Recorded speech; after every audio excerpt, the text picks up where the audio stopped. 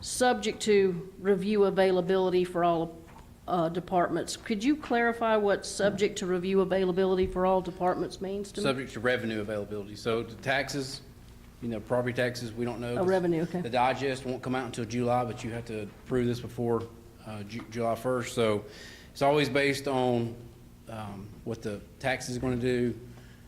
If we don't get our tax collection in, we just don't want to leave ourselves open to not fund something that we can't fund. So we always wait till like mid-November, because that's tax money's already came in by then, and then we have a good snapshot of where we financially stand. Okay. And that's a 2.5% increase. That's what one step is. Okay. And that one step, well, going back to when we did the salary review and we gave everybody the 12% raise, and that is steps. So you're talking about moving everybody unilaterally? Yes, ma'am, that's in the correct. city, That one is going step? off of their study, and they gave us a grade. That was one of the things that we purchased, was the grade study, and that's based on a grade. So I'm at a grade 25.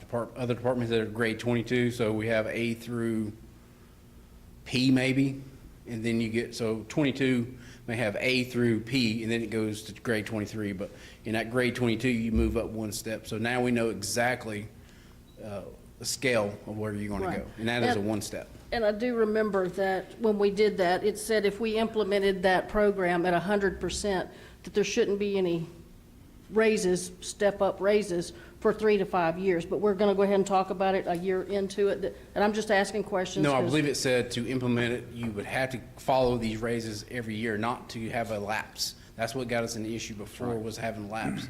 But it said you need to follow this from day one, because that was one of the big discussion points I had with department heads, and that was quickly made known to me. Well, you're not Right. even following what we paid for. And I said, well, Correct. I'm going to try, but also I have to keep in mind revenue, because it's, Okay. I don't care what the expenditure says, I only care what the revenue says, because that dictates the expenditures.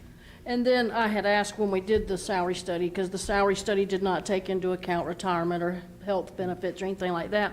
And I asked then what was going to be the impact on the retirement. And that's another issue while we're waiting to see what that is. Right. We'll have that hopefully end of next month. But what I was looking at, because again, numbers are not my thing, I can just look at what you gave us. And I went through there, and where it says payments to retirement, in each category, for each department, legislative, executive, finance, IT, buildings, the payments to retirement went up Yes. in every one, anywhere from 14.13% to 17. The average would be anywhere from 50 to 60. A lot of departments had a 93%.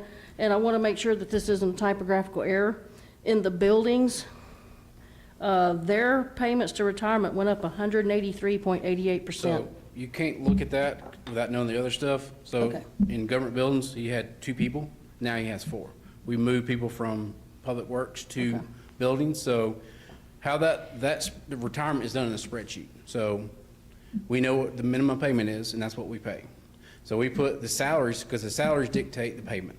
So when Natalie gives me what the payment is, I added I don't know if it's a 12% increase, because I knew the salaries went up, so we know the retirement's going to go up. So we added that, a cushion, just in case it does go up. I think was it 12% or 16%? It was about 12. Yeah. About the same as salary. Yeah, so we can look at the history of what they've went up. This past year, they went up a good bit, and we expect they're going to go up again, because like everything, Right. it goes up. So that's why and also that one step increase is in retirement fund. I didn't want to put it in the funds that department heads could spend, because retirement is controlled by Natalie Okay. or myself. So that's Right. what, also you see that salary increase is in the retirement line item. It's not in the salaries. Okay. And then my next question is, where's my question? In the finance department, there was a line item 100-1510-541-200. It says site improvements.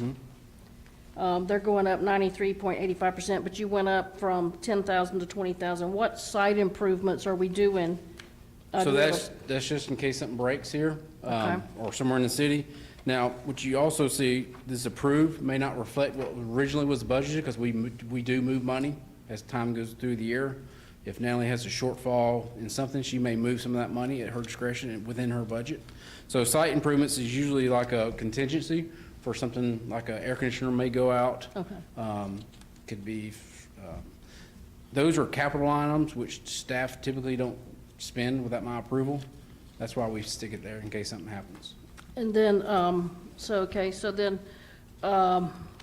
IT, line item 100-1535-521-208, professional services, went up 160%. What professional services I'm just, again, you know me, I've had one budget conversation with you, and this is not my thing. I just like to ask a lot of questions. What does that Kyle, do you entail? remember what that was? Yeah, I can look, I can have that answer. I can email you. I have to go look. So his original approved was 5,000, he went to 13,000. Right. So he must be using, professional services is like an outside contractor. Okay, Like the auditor that we use will be in professional services. So I can look and see. If you give me a second after we get done with this, I can probably go look and have an Okay, answer that's for where fine. we can end up. and then under, fleet maintenance. Can you left us a page? It's helpful. Oh, okay, sorry. Wait a minute. So, it's page 120. Fleet maintenance, I just had a question, because I did not see workers' compensation listed under some of the other departments. Because they're billed in other departments. Okay, Yeah. okay. I believe a lot of them are in public works. And then I noticed that some of the workers' comps went down and some went up, but now that you're saying that it's because you're, Yeah. Numbers. okay, understood. Like, my workers' comp, I don't think I have workers' comp. It may be in financial administration. Okay, But that's also based on injuries, it ebbs and flows too. Chrissy, I don't know if you have anything else you add, you see it too. okay. Then page 127, and, economic development. This is really more of a question that we might want to address. I noticed that Christie's department, they're going up a lot on their overtime pay. Maybe it's something we might want to address, Brandon. Do they need a part-time? This is they for need- events. Do This is what? all the staff that works events, police, fire, it comes out of here. Oh, but it comes under, okay, Yes. gotcha. So that's how we keep track of what events cost. You may ask us, well, Danny, what we pay for overtime for events? That way we can, instead of looking at 10 different budgets, line items, we can go to one and say, that is, Okay, most of that, all that comes from the 9 events that she has, every police officer, every firefighter you see, and also Jeremy's staff. That is it's not mandatory, but it is what we do. Anybody that works this is automatic overtime to get them to work the events, because it's Right. so hard to find staff. okay. To, So get it's them not to that her No, department it's has, the entire city. It may be Gotcha. water and sewer, like we had the fair here, some water guys come Right. over. They would get paid from that event, because it's Okay. for an event. okay. Page 163, Ann. I don't even know what category this is. Let's see, I think this is under ARPA, but it says, there's a line that says FB for budget only. And it's $2.372 million. What is FB for I need to budget see where only? you're talking about. I got this one. 163, On page I don't 163? have page numbers. I got that one. What line item? Oh, last line item. Yeah, 371-0000-39900. What is FB for budget only? It sounds like Natalie's itching to get Yeah. this Okay, one. okay. Oh, yep. So let me turn this way when I ask my question? Yeah, so that's where we actually have to budget the money that we've already received but not yet earned. What does FB stand for? Fund balance. Okay, Go So ahead we and don't take that. earn that money until we actually spend it. We've received the cash, but we haven't earned it until we spend it. So we Okay. have to, in order to have a balanced budget, we have to have a placeholder for it. And so it's just a placeholder for the revenue, basically. Okay. Because we've already gotten it. okay. It's Then let me, crazy accounting, Melanie. I know, and I'm not, I'm a sole proprietor, so my accounting is totally different. On page 174. Bizarre.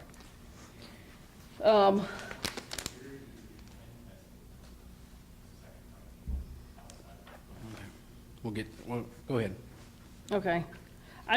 If you could clarify on page 174, it says bank charges, et cetera, that are What fund? water and sewer fund? You have a line item? 505-0000-389000. If I'm not knowing, that's probably the credit card charges. Okay, Yes, it is. Yeah. So we actually spend more in the convenience fee than we earn. So you'll see normally that's a revenue line, but you will see a debit balance for that one because we actually pay more in credit card fees than we receive. And the reason you may ask And it why has is that increased quite a bit. State because- law says we can only charge 3%, but credit card companies may charge 4.75. But we can only charge the consumer 3%. okay. And then a couple of lines above that, 361000, it says interest revenues. That's just interest that we're getting from money we have in the bank, is that what it is? Yes, ma'am. Okay. I'm almost done, y'all, I'm sorry. Hold on.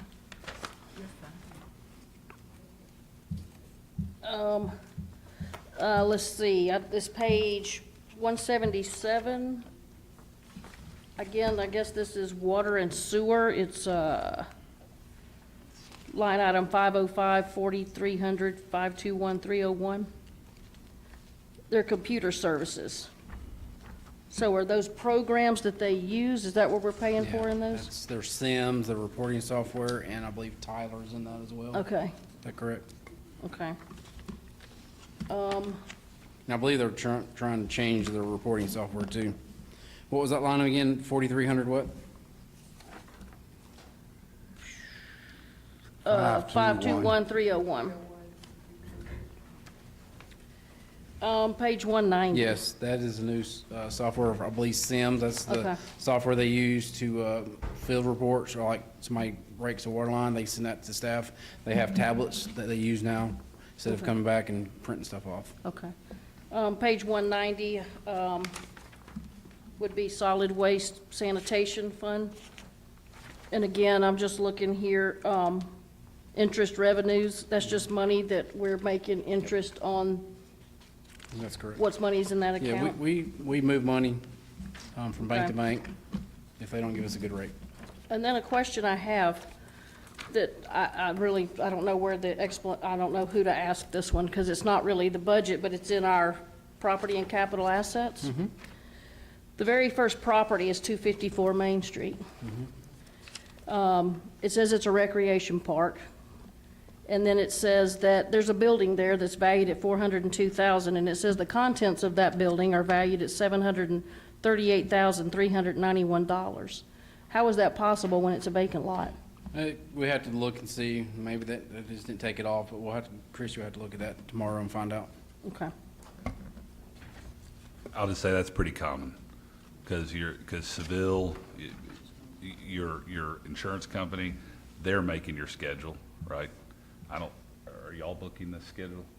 I mean, y'all might provide the addresses, but if they pulled up Google and there was a building there, then in their books, there's still a building there. It's very We can common fix to that. see. well, I mean, the- even the before valuation. that, I would, I don't know anything about that property. I'm just Right. saying that, that Seville public entity, Bob Seville does a great job for insurance for a lot of cities.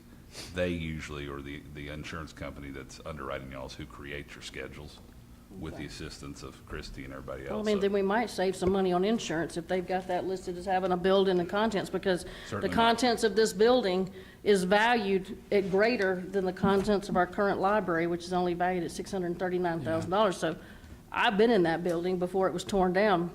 I still would like to know what was in there that was worth that much money. And if it was worth that much money, why did we tear it down, Danny? Depreciation schedule, Danny, who values that? just a depreciation schedule. The insurance company. Insurance? But anyway, that's all my Okay, questions. thank you.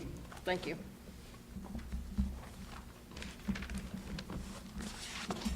Anybody else have any questions? I got, planning, Danny, you can probably just answer this without him flipping. It says, update the zoning classifications for the city to create new zoning category for smaller homes. Mm-hmm. What is being done in that area? Robbie?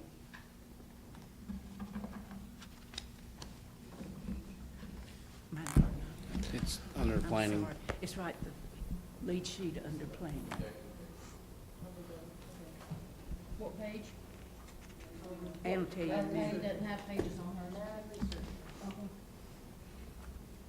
Is this the one we just did? No. Okay. So moving forward, there's been some discussions between myself and Councilwoman Newberry about finding a way to provide another opportunity for development inside the city that matches the current building environment. Something that allows for a step above the RM4 changes that we did. This is going to look at something that allows us to infill the downtown area a little bit better than the RM4 allows by taking, say, again, this is initial discussions. I'm just in the research phase of this right now, but Danny said to include anything that may be done over the next 1 to 5 years. And that's the goal is to find that new creative zoning that will allow us to do something between townhomes and apartments and, just as, and the R44s and R22s that currently exist. It would look something kind of like the R16, except for it's going to be a much more controlled environment than what we did with the R16.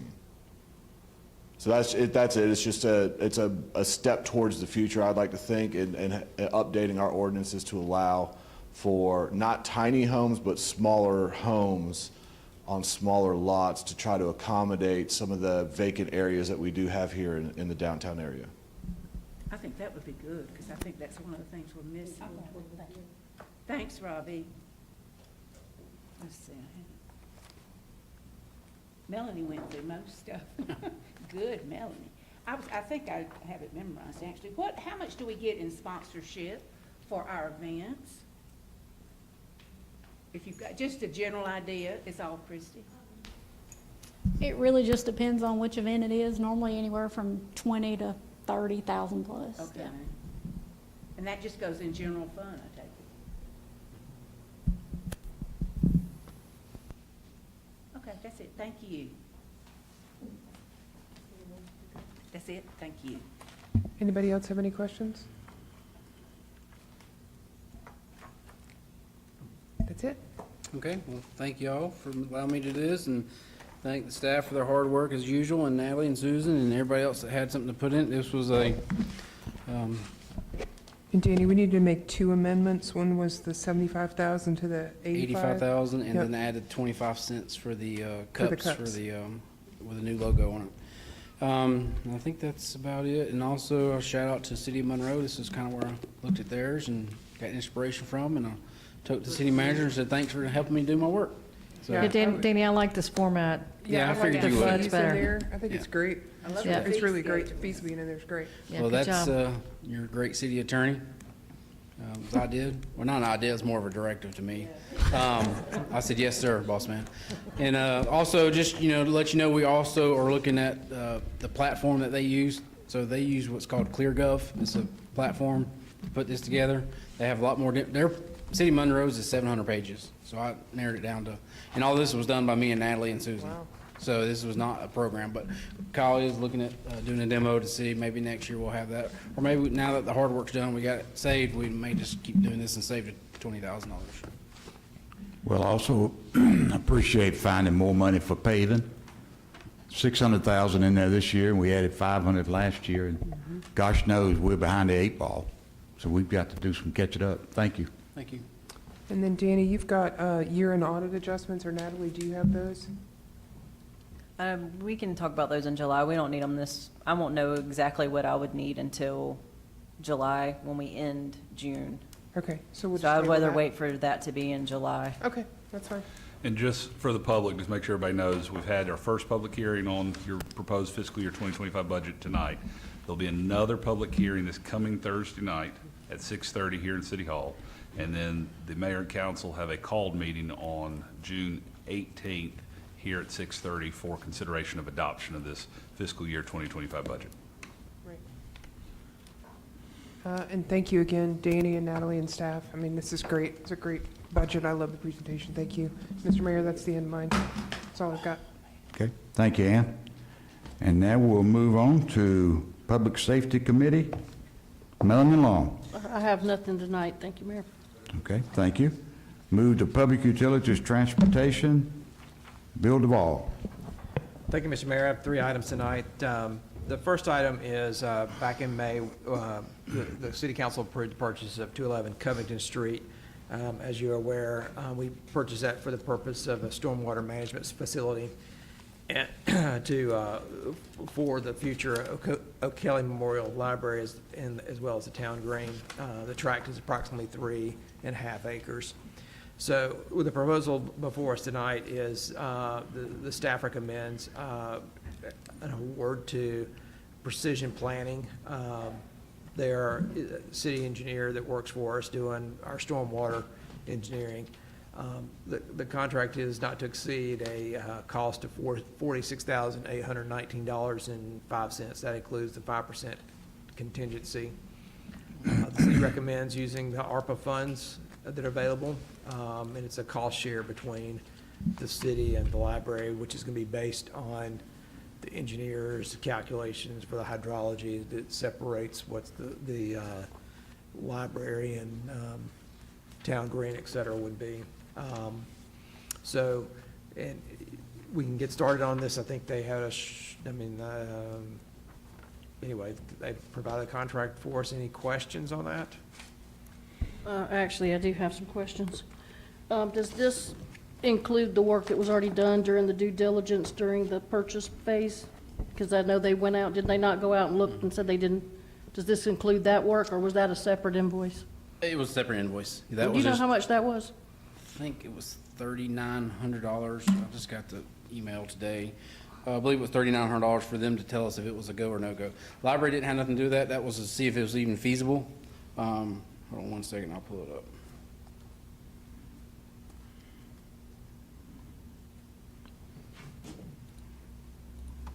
The contract amount was $3,937.75. Okay, thank you. My other question, on the field survey and engineering design, item E. PPI will prepare easement exhibits and agreements for acquisition purposes. PPI can provide additional services to assist with property acquisitions. I want to make sure we're not fixing to go down a road. Are we talking about taking property from some of the residents that live along Covington Street?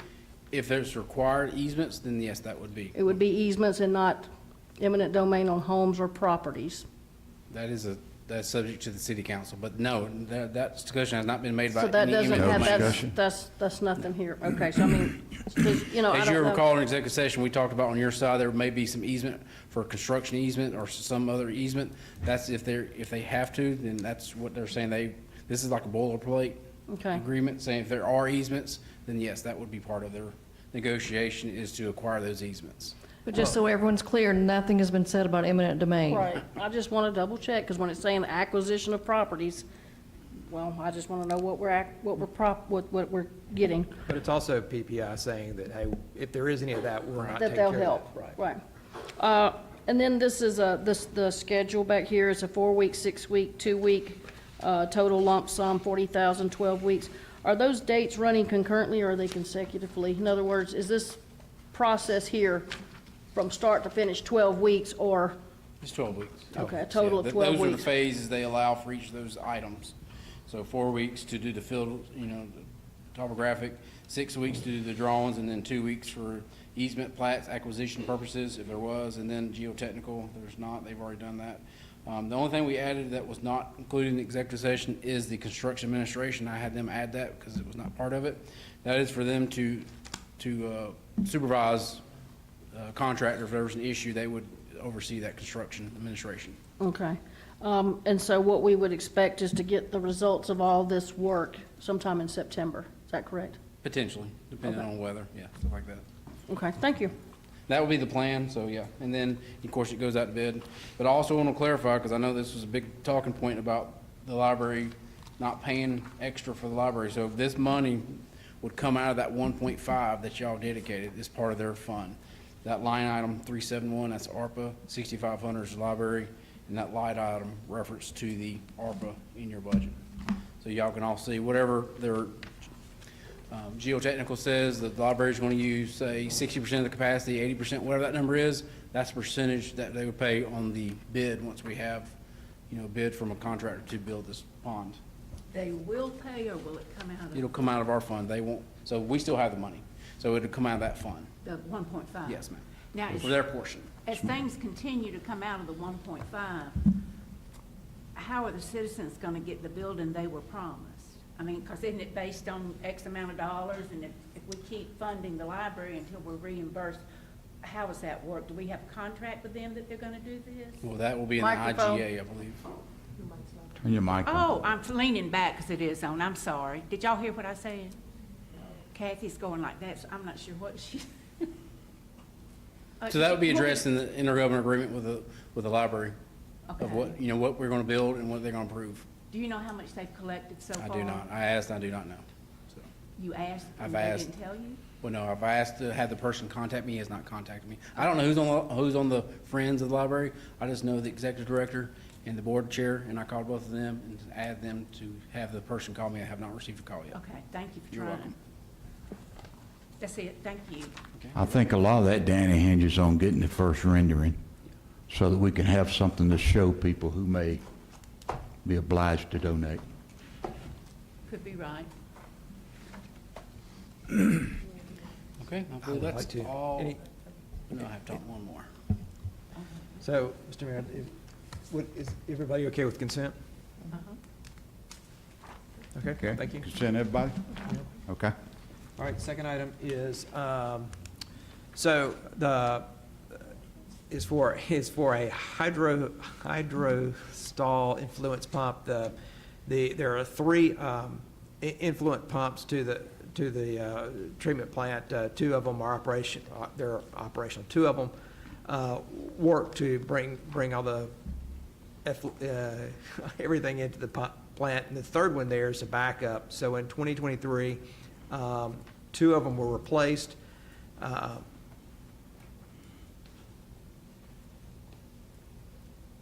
One was not.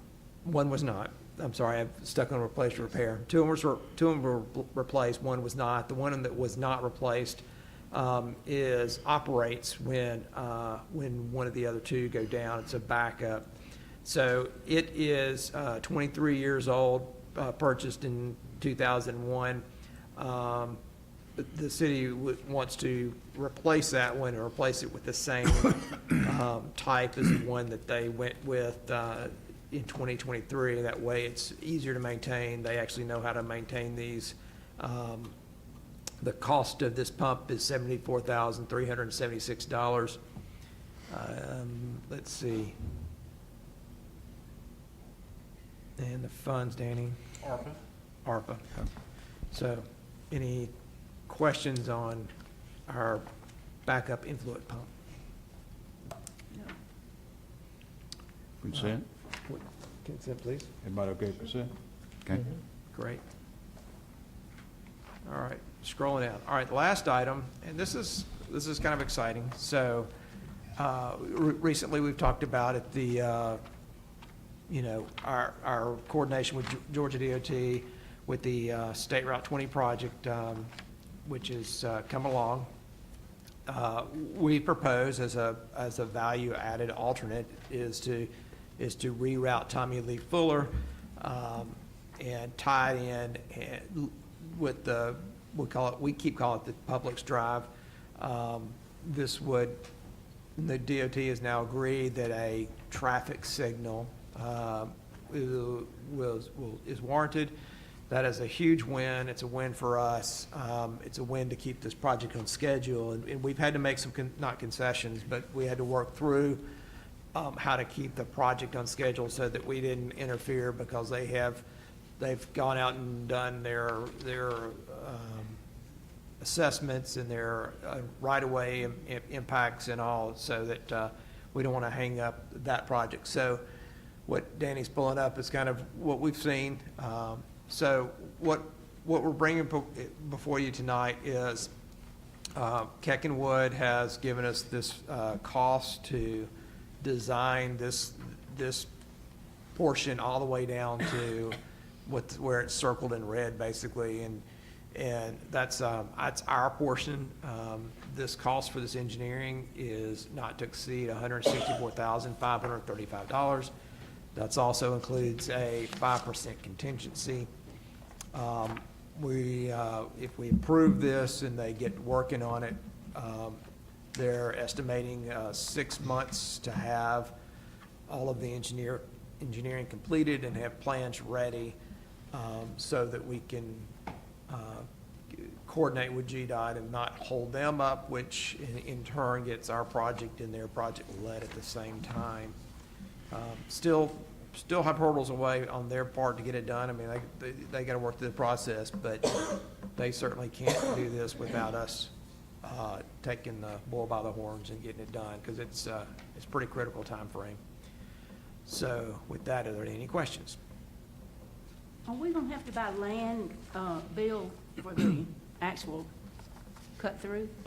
So we're coordinating with, yes, there will be agreements for land, yes. That'll be our responsibility. Yes, it will be, Okay, up into the GDOT acquired right away. okay. Which is basically the intersection right there. Which is, no, it's It's about just where that short. red Further circle back, is, that's where it Where that stops. circle is? Just, Okay. there is go back up, there may be the exact, keep going, Keep going. keep going. Right there, see the That one. blue, right where the See, blue everything- changed to red? Yes. Uh-oh. It goes that far? The red is us, yes. So we don't know what FESCO, we do know we have a verbal that they are interested in having this project. We don't know what they would require us to buy, that whole sliver to the right, or just the road. But we have to have it surveyed first to know what we're dealing with, how much land, and then we'll go before them and try to work an agreement. But they are verbally willing to do this. They were actually gonna move their shop if this road didn't happen, so they didn't even sign the agreement with GDOT until they saw this design. This is a very fluid situation, to say the least. But we also, part of the agreement is to build that road south, that red line going, Yeah. that was a part of their Okay. FESCO's agreement for their trucks to enter. There may be a retention pond we have to design, we don't know yet until we do survey work, but this is just the design. There's gonna be a lot more behind this, land cost. And then our goal is to have the GDOT contractor do this project at the same time. So if GDOT, that's what we're trying to get approval through GDOT to give an agreement, and if we do, then that'll be a separate IGA with the state of Georgia and you all on having their contractor at their unit price, because they've already bid it, or they're going to bid it out. So we would like to include that in the process versus us having two contractors blaming each other. So we want one contractor. That way it can flow smoothly instead of having GDOT do it and we come in and redo it, so. Hopefully And this save a will help lot the of, traffic. hopefully save a lot of time. Yeah. Without this, it was gonna be no left turn onto 20. Right. Yes. So now they're gonna put that cul-de-sac on the end of Tommy Lee Fuller now and make everybody go to the red light. And then also design the Publix Drive, and we're talking with the developer that owns that land as well. We don't know who's gonna pay for that yet, but we're still working. Do we have a verbal agreement with FESCO that they'll move their company headquarters here if this works out? No. They've talked about it, though. Yeah, I know, it's down the Let me road. get the road built first. That's enough. I'm counting But on the yes, tax. this is a big contingency for them. They did talk, the mayor is correct. They did talk about it one time, moving their corporate office here if they had this. But like I said, not to pat ourselves on the back, but we moved mountains to get this deal done with the state and get FESCO happy to be able to sign this agreement. Like we did with, I don't think Jamie's here, but we kind of helped that issue too with him getting his agreement signed. So thanks to Bill and all the staff that helped. We're on our 4th project manager for this project, by the way. And it starts over every time we get a new one. All right, Bill? We got the right team. We do. We're gonna get it done. So, any other questions? Consent? Anything else? Consent? Consent, everybody? Yes. And real quick, Mayor, just to toot Bill's horn for him. I don't know.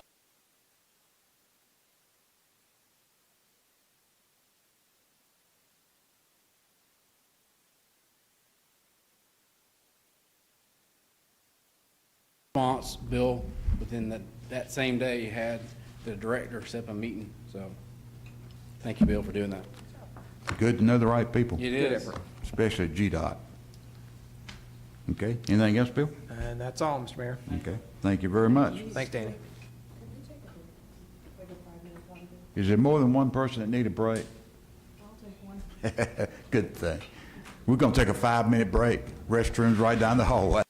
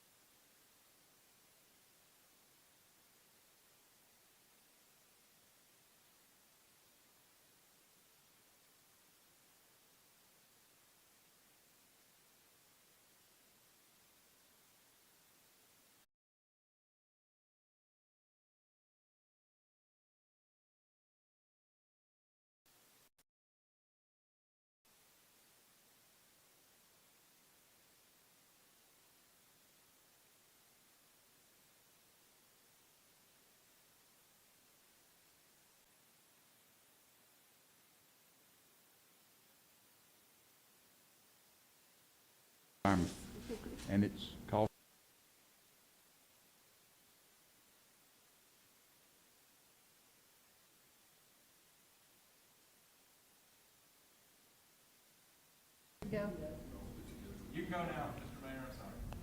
Thank you, Kyle. Welcome back to the TV world. We have just returned from a short break, and we'll follow on with our council work session. And now, if, Bill, is that it for you? It is. Okay, we'll move on to Public Works Facilities. Patty Wolf. Oh, I was looking for Paul's stuff. Never mind, I forgot all about my stuff. Christie, is this an open house, Christie, or a ribbon cutting of the, Anna Holbrook thing tomorrow at 3? What are we calling it? It's a ribbon cutting that the Walton County Chamber of Commerce will be doing. It's basically just to show off the renovations of the building. Okay.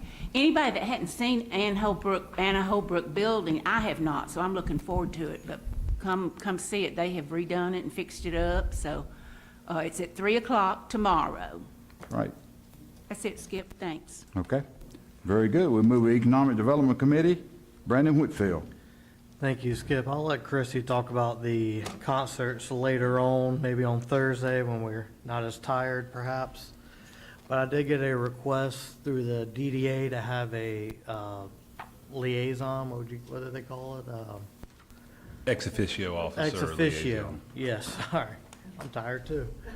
To be on there, and I kind of took it as two ways. Me and Danny kind of talked about it, and during the meeting, they said it could either be like the mayor or mayor's pick, or we could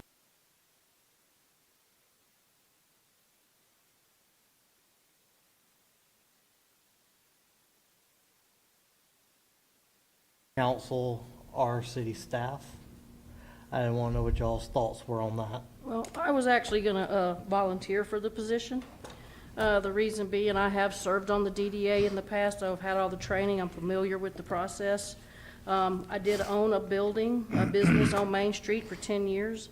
My current business, I've operated a business in Loganville for 33 years. I live a block from Main Street. And I have a good working relationship with most of the folks on the DDA. Some of them I don't know yet. And I attend all the meetings anyway.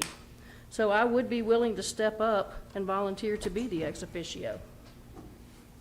So you can take that into your discussion about who you want it to be, but I'm willing to do it, and I believe I'm fully qualified to do so. Thank you. Do you want to take it up with the DDA? And No, I mean, I think it's fine. It's y'all's position to select if you choose to, right? So it's y'all Yeah. appoint the DDA members, and if you want an ex officio member,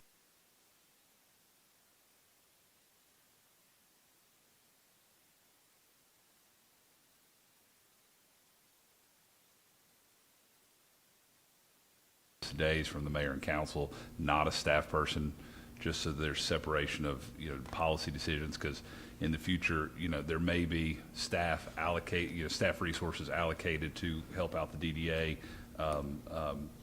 Ms. Christie or whomever, and so separating staff from policy, staff from decision makers is probably good. But y'all would want to do an IGA extension for the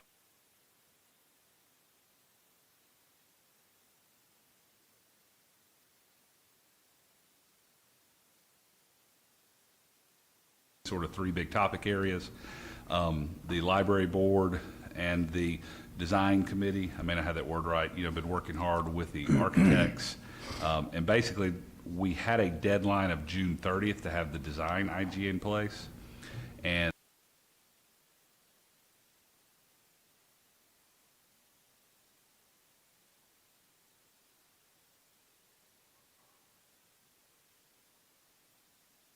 date out 90 days to September, July, August, September, yeah, sorry, it's late.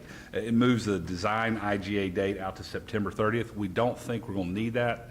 I believe the architects had said sometime the end of this month, they'll have the design, the CDs is what we call them, the construction documents, ready. And as soon as we have those, then my office will drop them into a design IGA and then start circulating it to library board and everybody's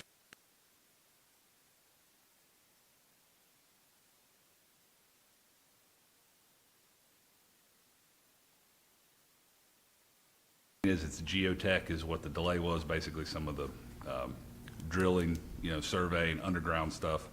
And as soon as we have the CD docs from the architects, we'll drop them into a design IGA, circulate them, and then they'll come back before you. And then the second IGA addresses construction, basically the selection of the choosing of the contractor. That'll go out to public bid via the library board. Won't really be a selection other than identifying them. And then just the operations, y'all already fund the operations of the library in conjunction with Walton County. But putting that into an ongoing agreement.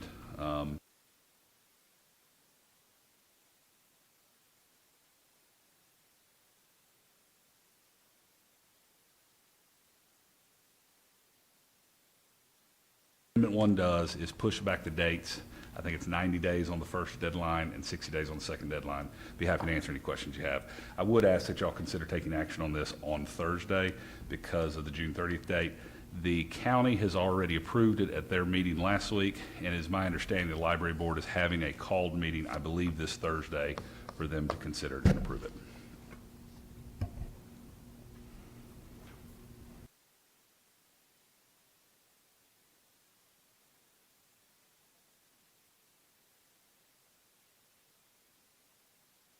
Okay with that? Okay. Very good. The second is just discussion, just so I can get direction from y'all, because I think I know what we need to do, but I think staff, I just saw maybe 2 or 3 weeks ago, there were a lot of emails running around about, well, who's renting what, and do we have, what do they pay and all that.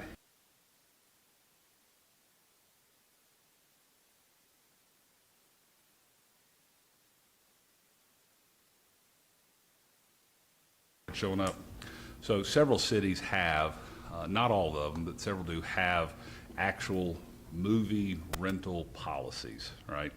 So y'all already do some rentals. So the only reason why I suggested we put this on for discussion is so that kind of talk it through. Y'all already do rentals. You rent the Rock Gym and the Anna Holbrook and those sort of things. So you're already renting some things. And so really, I think just my suggestion would be,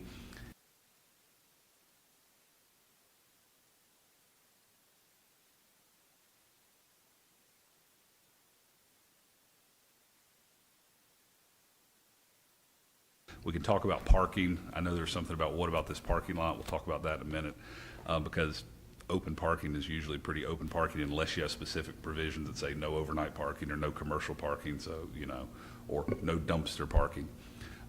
But also, if y'all are going to stay in the business of doing a lot of movies, then we probably would also do a movie rental policy, real basic. Several cities have done them that just spell out sort of what happens. So in this realm, you end up seeing sort of 3 types of policies out there. You see just public property rental policies for when you have buildings or lots or whatever. If somebody wanted to rent the field back here for an event, a concert or something, I don't know. Then you have what you call the movie rental policies. And then you just have special events policies. And those are less about the rental and more about, so y'all have your city-sponsored events. A lot of cities are dealing with this on the regular now. Y'all are paying a lot of overtime and all that for those. But then what happens when a private person is renting a facility and it's locally and it's creating extra strain on resources? So you can also look at doing what they just call a special event policy.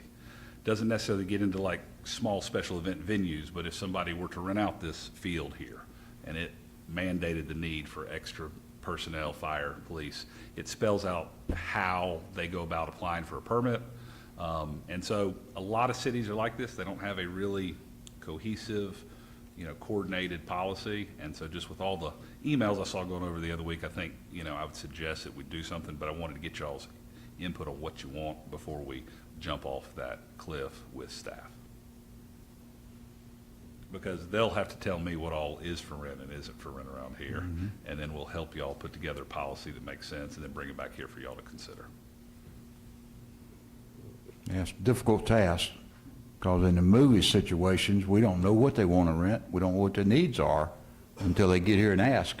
Correct, but what it does is it gives a clear structure on, so let me clarify the movie thing. The beauty of the movie policy is every time a movie company shows up and wants to rent Main Street, is not coming back to y'all for y'all That's to. good. It's a policy that says, these are the parameters by which staff addresses the rental of either downtown or this field or.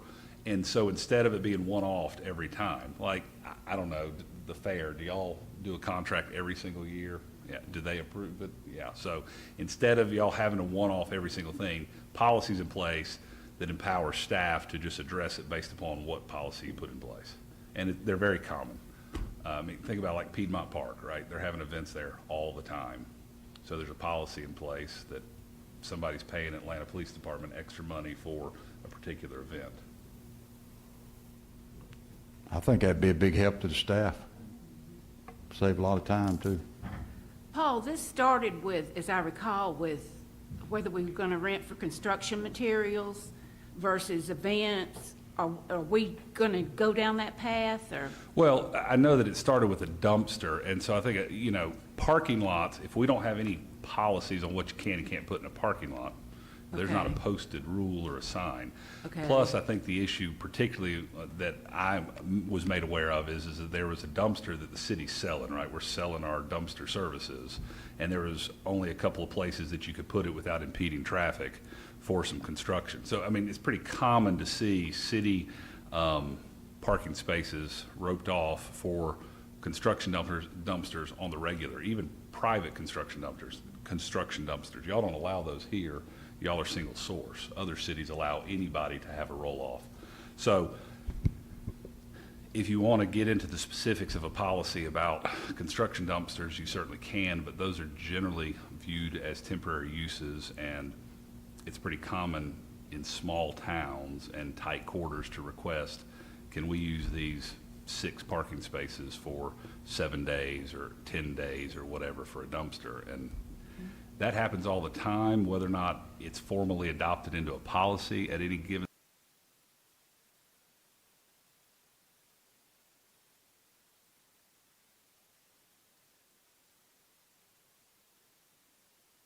Some people were talking about all the construction material on 254 Main, and then we had a shop owner who wanted to put up tents, and we were discussing, do we charge her? Do we not charge And- 254? And that's the reason why you get a policy, so every single one-off, you're not having an email debate. Okay. And instead, we have a policy that says, for instance, these parking lots are not available for rent, right? Certain parking lots are of importance for either economic development, they can't be closed down. Or these parking lots are available for public use.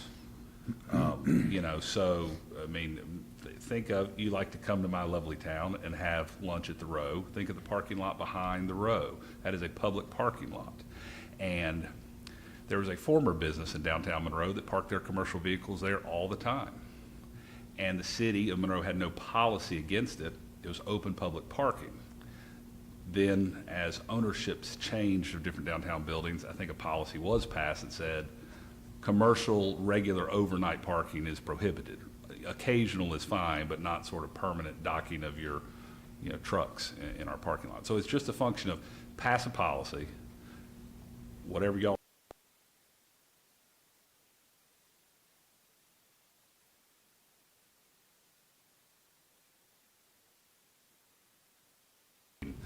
one-off emails about this particular event or that particular event.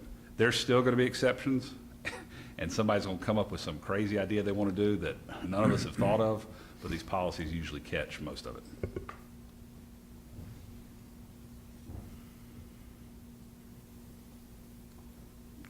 So do how y'all do we want me? establish a policy, Paul? I mean, You- are you- we doing that tonight? I mean, You give I- us direction it sounds that like you want us to do it, and we'll get to work and come back to some okay. options to you. But we didn't want to jump off a cliff if y'all are like, no, we just don't want to use any downtown city property for anything. I think it's fine, Paul, to do. I just want to be business friendly to the folks downtown because the citizens want to see.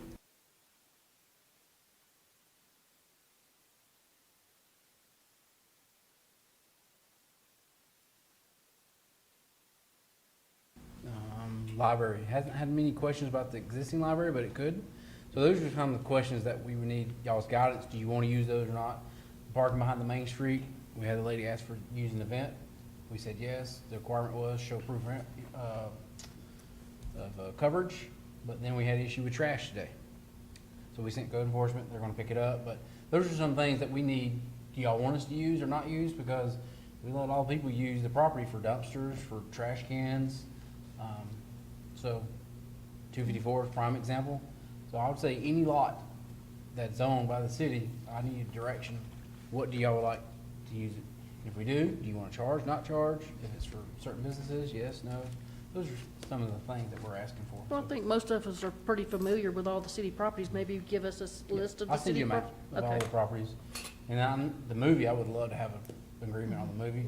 And we talked about it, but never did nothing but. 'Cause we do have movies contact us. And it's just nice to have a document that we can say, yes, you can, no, you can't, without calling the 6 of y'all. Sorry, 7 of y'all, Mayor.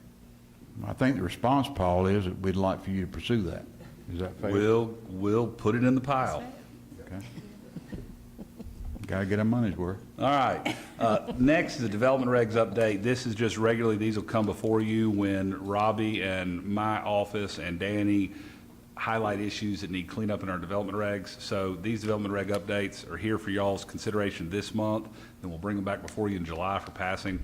None of this is earth-shattering. It is cleaning up some language so that everybody knows that private drive subdivisions, those private drives have to be maintained by an HOA. And then it's cleaning up some language on the final plat approval to remove any question or doubt as to who owns what on stormwater management facilities and who's responsible for those. So these are really just some technical cleanups. There's nothing earth-shattering in them. We'll always bring them to you unless it's time sensitive, with 1 month to look at them, the next month to pass them, and almost always it'll be underlined as the new added text and stricken is the deleted text. Be happy to answer any questions you have on this.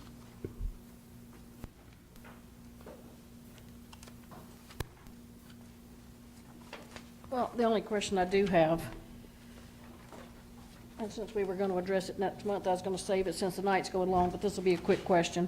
Page 269, it says private street right-of-ways must be owned and maintained by a mandatory homeowners association. And that means they would be responsible for maintaining of their roads, paving their roads, and so on and so forth? That's correct. Okay, what if that homeowners association goes broke? Then the homeowners are sitting there with broken, a cracked problem. roads? Okay. With an expense that will have to be paid for by that group. And it is not an uncommon scenario. Y'all cannot legislate every potential unknown chaotic thing that happens. But this helps because there's lots of private drive subdivisions that are sitting out there. I don't know if y'all have any that have no HOA. And 28 or 32 lot owners own an undivided interest in that road that's not getting paved or maintained like it should be. I mean, this, to me, this is very similar to what happened in Toller Shoals with the detention pond. They don't have a Yep. homeowner association, but then the Same city ended up taking over that, but there's nothing in here that's gonna say that they have to have a mandatory one and they can't pay it, but it would be, at whatever time that came up, it'd be that council's decision.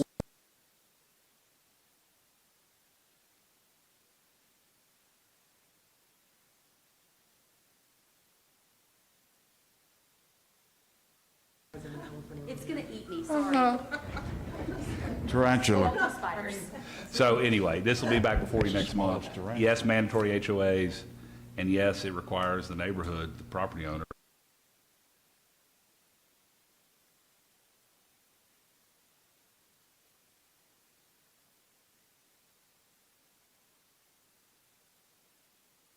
You get a new startup neighborhood, they're developing their HOAs. People walk into those, they don't understand what they've got. I mean, we just went through this with Eleanor, not too long ago. But even if you're buying a home, is there a way to, as part of the closing documents, that we as a city could say, hey, just realize, you're aware that, I mean, is there any way to let them know that? Because I look at these neighborhoods that want to be, they want to be a gated community. Well, you have to repave a whole neighborhood. We know how much paving costs. I mean, that's just one thing, but storm sewers and all that. Is there any way you can just let them know that? No. I Could you mean, just, add something in the permitting process if the developer wanted a private? Then they'd well, have to I mean, sign you already something? have processes for private drive subdivisions. I don't know what they all are, but I mean, if it's a private drive subdivision, it has to be built to city specs, has to be approved, you know. No, but I mean that compact they specs. will specifically put a document in their closing documents for their residents that would put the onus on them, something like that? I will gladly look into it, but I'm just gonna tell you, No way. my lawyer gut says no for two very big reasons. Like, y'all have limited jurisdiction as what you can and can't do, and, you know, regulating business transactions outside the four corners of city business. And you're talking about lawyers' offices, and only the Georgia Supreme Court regulates the lawyers. So there's just all sorts of red flags going up. Now, that being said, is there a way that you could work on some kind of better notice when somebody's turning on their water bill? Or when somebody's turning on, y'all don't have your own electric, but maybe, Can we require the neighborhood to put a sign up front maybe. that says something that Yeah. these streets are private owned? Yes, you certainly probably could do that. Regulate that in the initial, I mean, you could just say no, Paul. development You could phase. just say no. I'm going to tell you that my gut is like we're 90+% no, because ultimately what you're asking, right? Let's go with it. You're asking to regulate people to be responsible about their neighborhoods. And there's only so far that you can go if you live in a society that respects private property Well, rights. let me ask- It's the balance of that. It's the balance of the police power.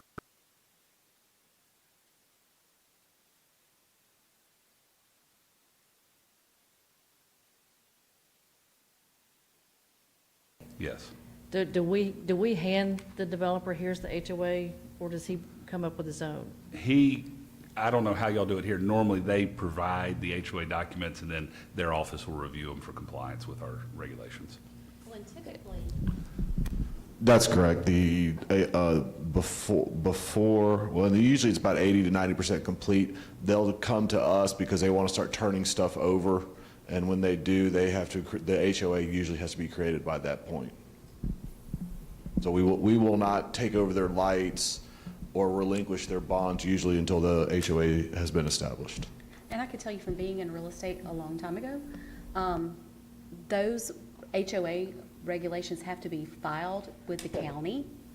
And a lot of times, either the real estate agent or a closing attorney will call the HOA to find out, well, what's your dues? And they put them in the closing documents. But you got to have a good real estate agent or a closing attorney that does that. And one of the reasons I say that is if we sit up here and we agree to let a developer develop, and one of the things is we say you can only have 10% rental, but we never see the HOA guidelines to make sure that they put that in the HOA. If it's not in the HOA guidelines, I don't It's see how on it can be them. enforced. It's on them. It's the honor system, but that's what I'm saying, is that something that we could come up with ourselves?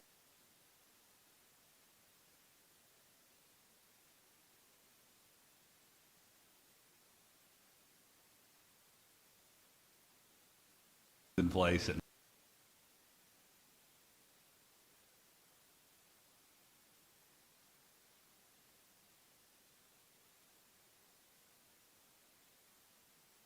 Their HOA, it stopped at planning and development? I'm sorry, say that again? If we put a condition on a development and it's not in their HOA, then planning and development would catch that Yes, and kick it back, so you need to fix this. yes. Okay. But then what happens at the end of the day when something happens and that didn't happen? Nothing. Nothing. They get And away where do with you it. go? I mean, it's just tough. You end up with a bunch of rentals. Been going on 100 years. Yep, they do. We can't enforce it. I mean, if anybody's closed a house in the last 20 years, you got about 300 pages of paperwork to get anyway. You sign your name about Right, you 100 don't. times, and they could care less what's in it. He said in the last 20 years. I mean, They just want to get in the house. You buy a house on your phone now. All right, anything else on that one? Good discussion. Okay. All right, so the next is city council policy on procedures and protocols. Ms. Ann asked me to dig into this because I know we'd heard about a lot of what are we governed by and all that, and so this was basically a policy. I'm working on something a little bit more robust in Monroe, and once we finish it in Monroe, if it's something y'all want to consider, we'll bring it to you. But this is just a baseline policy on basic decorum, basic procedural rules. It talks about Robert's rules so that everybody knows we're governed by Robert's rules, but it's also very clear, which is very common these days, is we're governed by Robert's rules, to the extent that y'all cannot have a reasonable and practical agreement as to how we're proceeding forward, such as what y'all do already. Is everybody okay with that being on a consent agenda? Right, if we wanted to be technical, that wouldn't be appropriate under Robert's rules, but the 6 head nods say that yes, we're all agreeable, and if somebody says, whoa, I've got a problem, then we can always stop and have a vote on those things. So that's what this policy does. I'll be happy to answer any questions that you may have, and it's for y'all's consideration. What time is it? Is it 9:15? I can't see the clock. 9:20. I have a lot of questions, Paul. I don't know if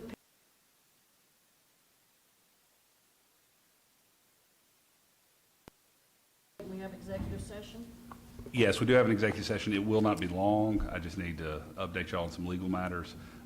But we do have an executive session that we do need to address tonight. But I'll leave it's- that up to the members, I guess. That's totally y'all's as to prerogative. What they want to do, but I do have a lot of questions. So, do y'all want to wait? You want me to Heck, we're start? here, let's do it. Okay. Knock it out. Go, Melanie, go ahead first. I think you spoke first. No, well, you did, because you said, what time is it? You had a lot of questions. Well, I did. So I'm Go gonna let ahead. you go first. I don't, it doesn't matter to me. Second paragraph where it says government structure, procedure, and communications. The last sentence that says council members shall not interfere or otherwise obstruct the day-to-day operations of the city staff. What does the word interfere mean? Well, it just, at its simplest form, we're talking about the form of government. We have an executive branch and a legislative branch, and at the end of the day, y'all are the legislative branch, and your city manager and staff are the executive branch implementing. So, know your lane is the best simple word that I could come up with. So what is it that I'm not supposed to do or supposed to do, however you want to do I it? mean, I would say stay out of day-to-day operations and stay in the policymaking lane of what a legislative body is called to do. Now, what does, that means that I cannot research? I'm trying to figure out what that means for me, because I'm a researcher, and in researching, I'll ask Danny for items in one thing or another. Am I not supposed to do that anymore? I want to get it right, because I certainly don't want. No, I don't think this has anything to do with research. Oh, so by staying in my lane, you're saying not to interfere with city staff. I'm confused on what that means. What does interfere with the city staff mean, other than making policy? But can you give me if I walk in the building and go to Danny and ask him for something, am I interfering with the staff? No, I would not think so. At what point would it be interference? I would think the easiest example that I could come up with would be just what we discussed. Let's develop a policy for how we rent a building. Let's develop a policy for how we rent a building. Versus Susie is dealing with a building rental, and I'm aware of it, and I'm going to go get in the middle of it and address it and interact between Susie renting the building and city staff when they're the ones who are charged with the day-to-day operations of handling building rental. Okay, so you mean like I'm trying to affect their decision on I think that's part of it, something yes. admin that they're working on? I think that's part of right? it, yes. Okay. And I think part of it too is not just that, it's the time required, because everybody has a limited amount of time. Well, The that's time what I'm required late for meeting questions, if that's sounded right. This is y'all's policy. We drafted it based upon several others that exist out there. This is not an uncommon policy. We stole from a lot of other jurisdictions for a policy on how you address day-to-day operations.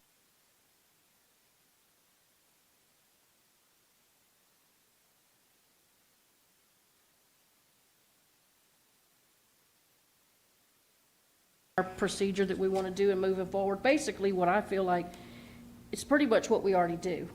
It's just putting a period at the end of the sentence so that if there is something that someone feels is out of line or has been too much, that there's now a disciplinary lane for that. Is that my understanding of? I don't know as much as the disciplinary lane is as it is what, I think exactly what you said is, it's kind of like the rental policy. We're already renting, but do we have in writing sort of the protocol of how we operate? And so y'all's charter is unique Danny helped me find an old copy, that did adopt Robert's Rules of Orders as your rules of procedure.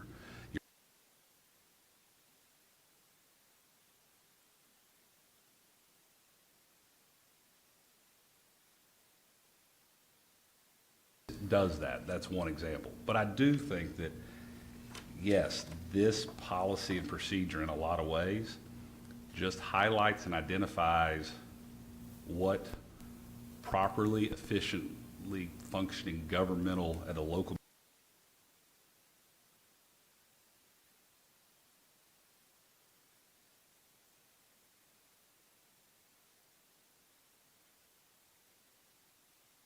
meetings, et cetera, et cetera. Right, because I do think, I mean, I don't want to sit there, we shouldn't be up here pointing fingers. This one did this and that one did that, and you did this and I didn't do that. But what I want to know is somebody's going to have to be unbiased that is actually policing this if it is going to become a matter for a point of discipline. So, I mean, I don't think that there's anybody unbiased enough to sit here and say that certain people being at City Hall every day, multiple hours a day, that's not interfering. I mean, to one person that's interfering, to another person that's not. No, you are a legislative body that polices yourself. Okay, You are a legislative body that polices yourself. okay. You are not subject, excepting extreme circumstances, under taking your public oath of office under Georgia law and taking the public oath to uphold the state and federal constitutions. As it relates to your day-to-day governance, your day-to-day operations, you are your own legislative body and you are a police unto yourself. But Except now, in other there lives is a of others. paragraph, and Patty, do you want to go ahead and ask another question, or No, I'm just intently listening. I just Okay. want to make absolutely certain, because I was threatened with a censure a couple of weeks back, so I'm very sensitive on all of this. What about the 2-hour rule? Who determines that? I mean, I think it's a lot of subjective terms throughout this, whatever we're calling this.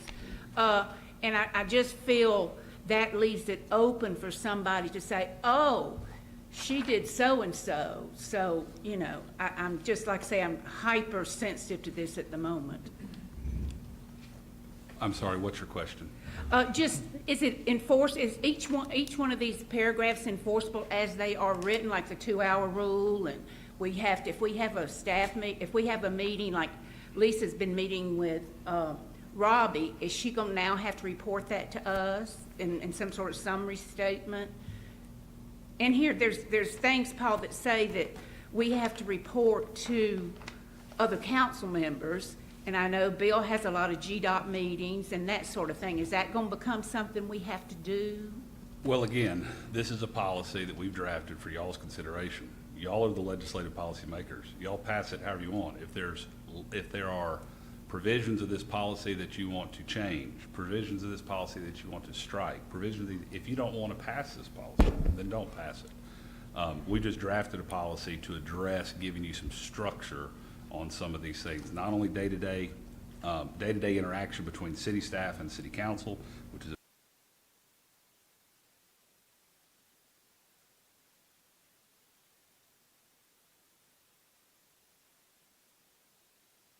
that we don't address this on Thursday, that we each take this, because I have things that I would like to say, hey, regarding this, these are my things, and like you said, we don't have to take action on this Thursday. We can send you our ideas, and then you get the consensus and rework things, or?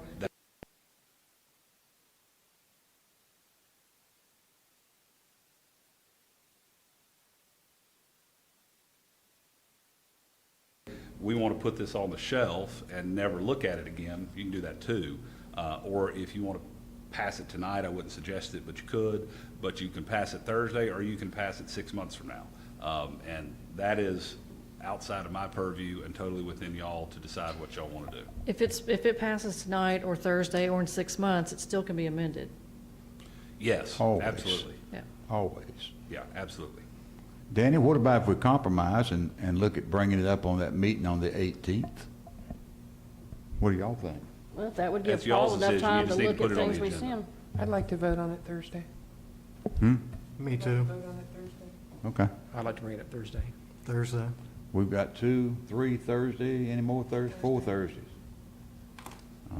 Well, But, I guess mean, the- But if there's comments, I mean, Let's discuss. We got time to talk. Absolutely.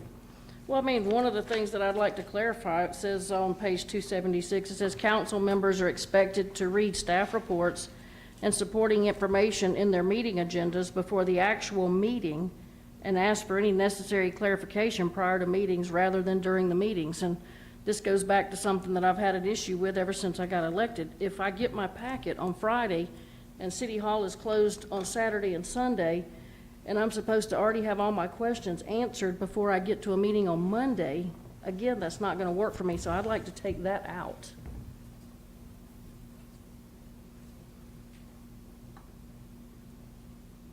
That doesn't work for me personally in the way I do my research. How about if we added, I see your point. How about if we added some language at the beginning that as much as possible, comma, council members shall? Because I think you have a valid point, but I also think that we should do research. You don't come in cold to the meeting, which is, I think, the purpose of the paragraph. Correct. The essential purpose of that paragraph is Be prepared. the inactive legislative member. Right. Okay, that's the purpose of that paragraph. That is not, oh, you must have everything done, but history has told me there are many people that will sit on a daze that may not know what they're looking at until they're looking at it. Correct. Right. So, I mean, that's the intent of that Okay. provision. And, and also just to highlight, the last sentence, since we're parsing the English this evening, the last sentence of paragraph 1 purpose is, the policies should be viewed as an instructive source of guidance so that accepted practices are documented and expectations are clarified. It's to clarify, it's instructive as to guidance. It's not, you must have the packet memorized. Y'all are legislators that can do almost what you want to, right? Y'all govern yourselves. This is a document for passage that y'all are talking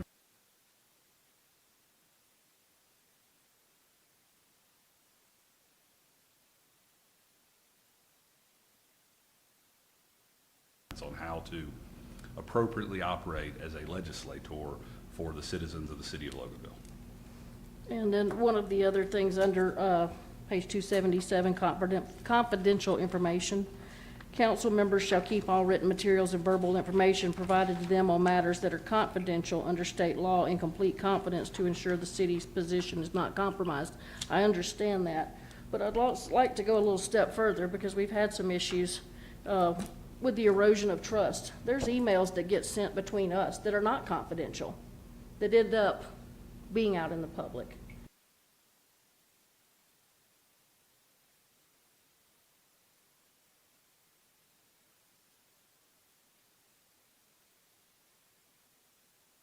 Out there just, Well, we got to be real careful on that because your emails are generally available to public correct. inspection. Unless they are addressing an attorney-client privilege issue or some other exempted or what we call, closed session type matter. So if it's available for discussion in a closed session, generally, the rule is that then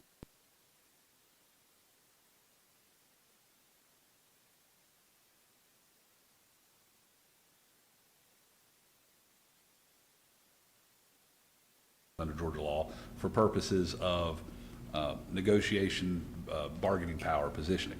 Once the transaction is resolved, those are not subject to exemption or closed session.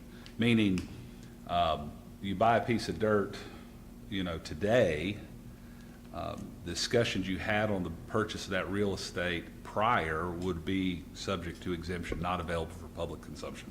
But once the transaction occurs, those are available for public consumption.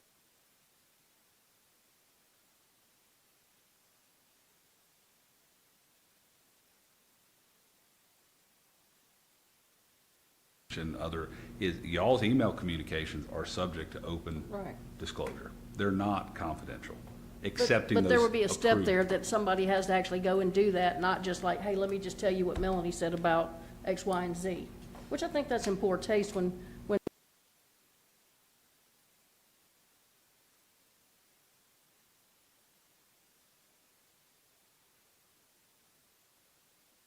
But saying that we want our emails to be confidential or not oh, subject no, to I'm not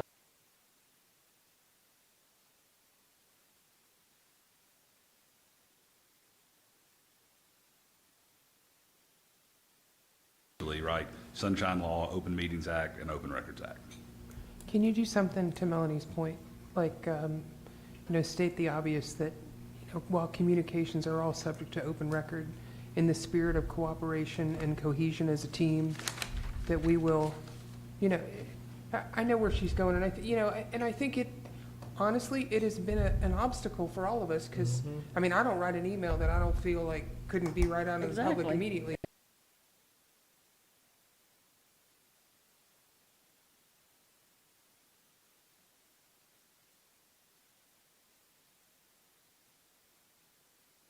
My best. Okay. Well, the main thing is you can't legislate your poor taste. You can't legislate how somebody decides if they want to let their grass grow 3 more inches higher than its neighbor. You just can't do it. No, but sitting up here on this council, you should have a little bit more diplomacy and tact and ethics than to go out doing things that have been done. What you doing? I'm sorry, I'm in a daze. One final question, because I do have individual questions per paragraph, but I think you've answered not the individual questions, but the general question. If this is passed, which, by the body, then all of us are bound to it, correct? Yes, that's correct. Okay. So the verbiage does at some point become important? It does to me. Does it to y'all? Yes, I would say so. Okay. You're passing rules by which you're going to govern your own conduct. And who will determine, like You Melanie will. had that question? You We will. will? You will. We as a body?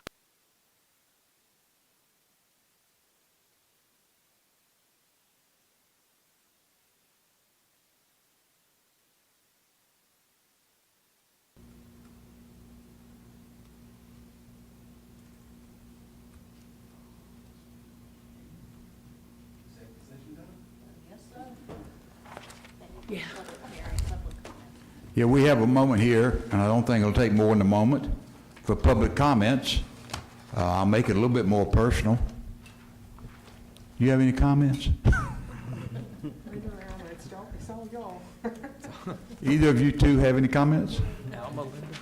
Would you like to come to the mic? Yes, ma'am. Please, just so everybody can hear. You're such a soft-spoken young lady. My name's Alma Thomas, and I live at 212 Chip Lane, Loganville, Georgia. I do have a question or comment on what Patty said about interfering.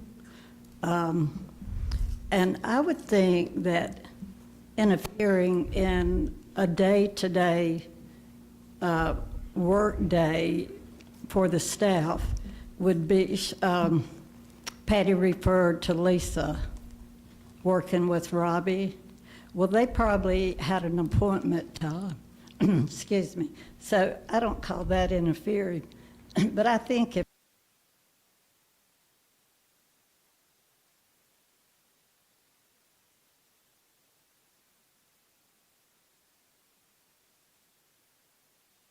telling him about my grandchild and my vacation and yada, yada, yada, I think that's interfering. So that's, that was just my take on that. And then I have a closing letter for our HOA that has a lot of information on it that y'all were talking about. So I'd be happy to share that letter with you. So. Well, we probably need to share it with Paul, I suspect, even though she has a letter that they give from their HOA to people who buy in their subdivision, right? It's a closing letter. Yes. Yeah, the Closing attorney letter. requests a closing Yes, letter. But it's very not- common. You'll get one at your closing, and it will address basic things, yes. Management company will have a closing letter, transfer letter. But most attorneys do that already, or developers? Yes. And we did receive our HOA, our covenants from the developer Supposed to. of our neighborhood. Yeah. But if a house has been bought several times, that, know, if a house has been bought several times, you bought yours from the developer, you got it, but when you sell yours, they're not gonna have a developer there to give them that, so that's when it falls back on the No. real estate. HOAs Our have hosp- management well, our companies. I mean- hospitality committee, Yeah. we go, So y'all have when a we have a company? new neighbor move in, we go visit that neighbor, and we take them a copy of the covenants. That's good. But I know some HOAs are self-governed within their neighborhood, they don't have management companies and things. Well, may be we where there's don't, like we the do our, board, we like, manage our own. Anytime a real estate agent drives in a neighborhood that's got a sign on it, they're gonna ask their seller, and it has to be on the disclosure. So if the seller's disclosure doesn't have that checked off, then they're liable. Right, Paul? Yes, that is completely correct.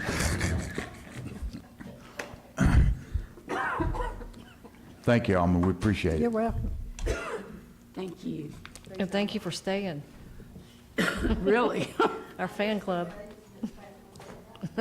We'll be back after the executive session. Y'all are gonna need a motion to adjourn into executive session if you so choose. Okay, we need to end this meeting and go Yep. downstairs. We have a motion to adjourn this meeting? I move to adjourn this regular session and go into executive session. Well, we'll do that down there, but that's okay. We got it. Okay, we have a second? Second. All in favor? Those opposed? Paul's laughing again.